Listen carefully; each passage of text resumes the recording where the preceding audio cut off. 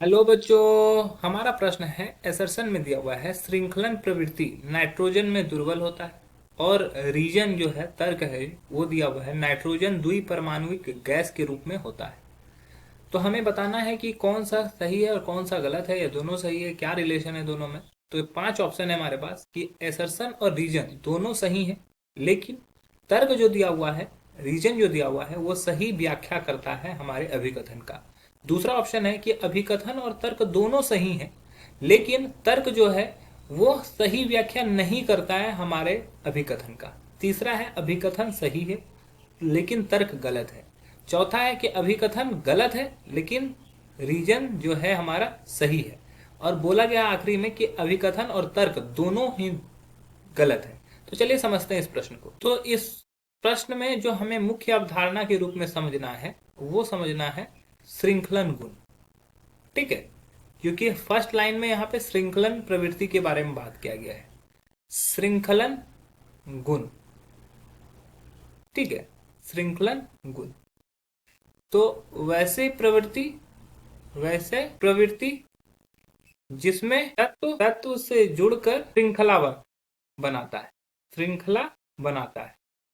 ठीक है, तो सबसे ज्यादा अगर श्रृंखलन गुण होता है तो वो कार्बन में होता है। अगर हम लोग आवर्त में देखें तो ये कहता है कार्बन में सबसे अधिक होता है, फिर नाइट्रोजन में उससे कम जो होता है श्रृंखलन गुण ऑक्सीजन में। उसी तरह अगर किसी वर्ग में देखेंगे तो वर्ग में क्या होता है, अगर वर्ग 15, नाइट्रोजन जो है वर्ग 15 का तत्व है, तो वर्ग 15 में जो होता है फॉस्फोरस का श्रृंखलन गुण सबसे अधिक होता है, उसके बाद नाइट्रोजन का, उसके बाद अगर बात करें तो इस पीरियोडिक टेबल में और भी जो एलिमेंट है, एस है, एस बी है, बी आई है, तो ये सभी का श्रृंखलन गुण घटते जाता है। तो नाइट्रोजन का श्रृंखलन गुण दुर्बल होता है, श्रृंखलन गुण होता है लेकिन दुर्बल होता है। तो अब पहला स्टेटमेंट जो है वो बिल्कुल सही दिया गया है। अब सेकंड स्टेटमेंट है नाइट्रोजन द्विपरमाणु गैस के रूप में रहती है। तो नाइट्रोजन जो होता है N2 के फॉर्म में रहता है। ठीक है, N2 के फॉर्म में ये अस्थाई है, वायुमंडल में ये N2 के फॉर्म में अस्थाई होता है जो कि एक प्रकार का गैस है।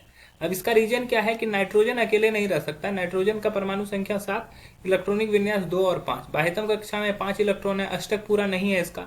अष्टक पूरा नहीं है तो ये स्थायी नहीं रहता है, यह अस्थायी रहता है। 5 अपने इस इलेक्ट्रॉन को इस तरह से 5 इलेक्ट्रॉन को रखता है, तो ये अस्थायी नहीं हो सकता। तो ये क्या कर लेता है, अपने ही एक इलेक्ट्रॉन के साथ अपने ही एक परमाणु के साथ अपने इलेक्ट्रॉनों का साझा कर लेता है और अष्टक पूरा करके ये अस्थाई हो जाते हैं।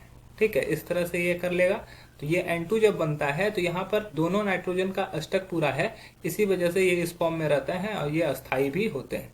तो ये इस तरह फॉर्म में रहता है। तो ये जो बोला गया है नाइट्रोजन द्विपरमाणु गैस के रूप में रहता है, यह भी कथन सही है। तो हमारा अभिकथन और रीजन दोनों सही है, लेकिन रीजन कुछ और द्विपरमाणुविक गैस के बारे में बात कर रही है, जबकि जो हमारा अभिकथन है वो श्रृंखलन प्रवृत्ति की बात कर रही है। तो ये दो डिफरेंट चीज है। इसी वजह से हम लोग बोल सकते हैं कि ये अभिकथन और तर्क दोनों सही है, लेकिन तर्क सही व्याख्या नहीं कर रहा है हमारे अभिकथन की। अन्य ऑप्शन जो होगा वो रॉन्ग हो जाएगा। आशा है कि यह प्रश्न आपको समझ में आया होगा। धन्यवाद।